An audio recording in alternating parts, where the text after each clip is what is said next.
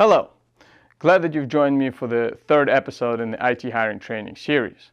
Today we're going to take a little detour from the main theme of resume writing and talk a little about managerial styles that you may encounter in any specific workplace. Now you might be wondering, how does this have anything to do with constructing a resume and landing an interview? And it doesn't.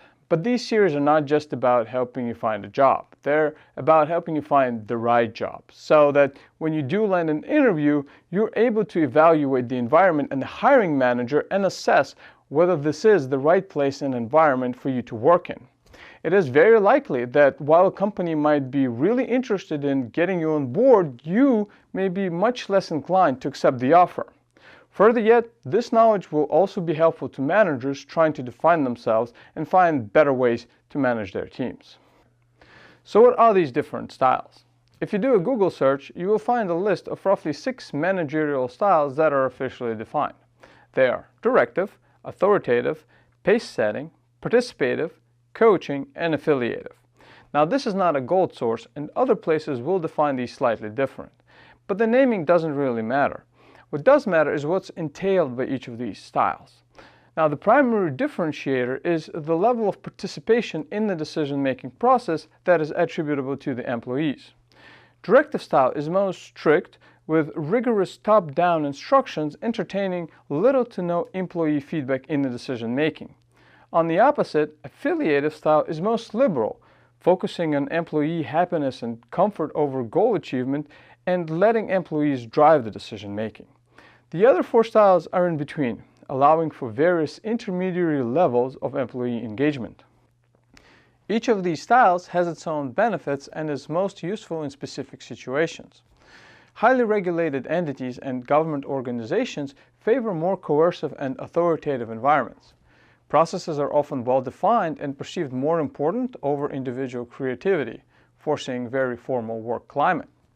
On the opposite end, where innovation and the next best thing are the ultimate goal, affiliative and coaching environments take precedence as they attempt to extract the highest level of ingenuity from their employees. So how is this supposed to be helpful? Well, I would suggest you start with defining your own personal comfortability zone. If you prefer more routine work with strict, well-defined workflows, a more directive environment may be your better option.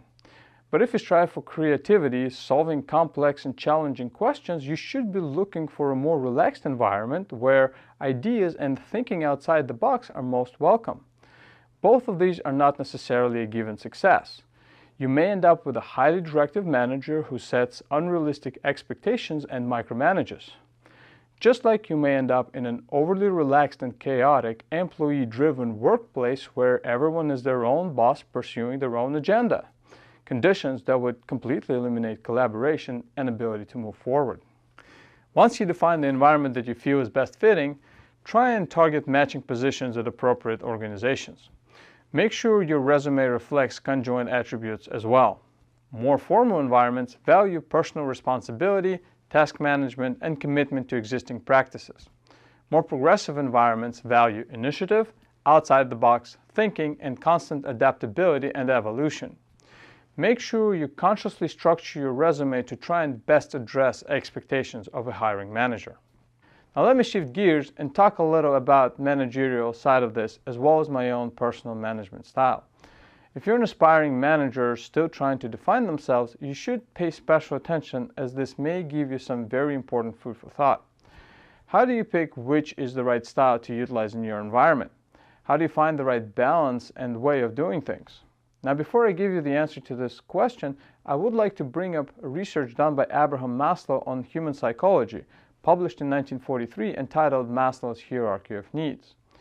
In brief, this theory describes a pyramid of human demands, from the most basic psychological needs at the bottom, like breathing, feeding, or sleeping, to highly aspirational needs of self-actualization at the very top, like altruism or spirituality.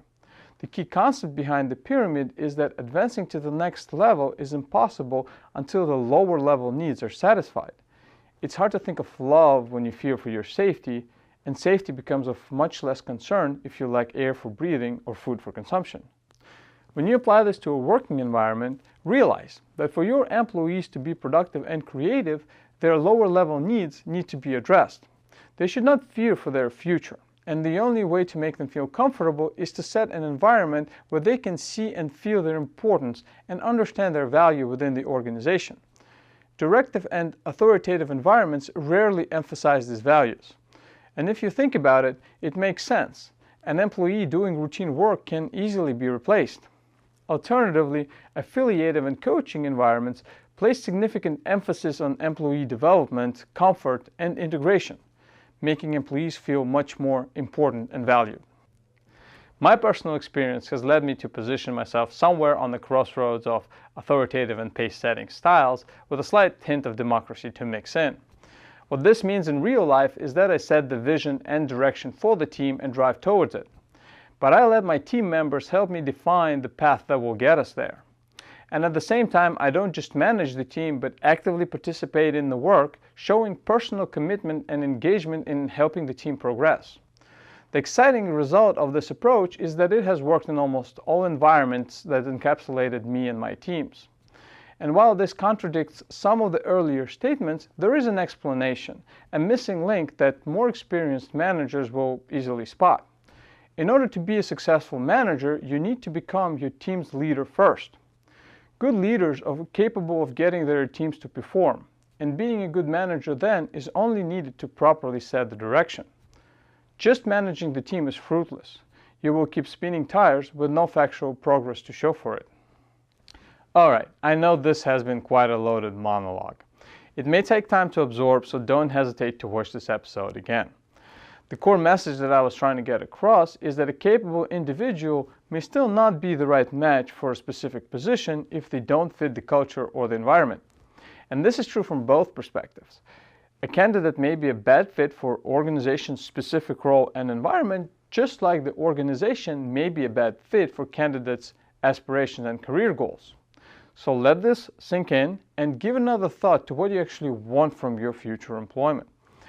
Next time, we're going to dive into best ways to organize your employment history section to capitalize on all the information that we've learned so far. Don't forget to hit the like button, subscribe to the channel if you haven't yet, and post your questions and comments. And if there is any specific section that you want me to dive in detail, don't hesitate with suggestions. Alright, see you next time.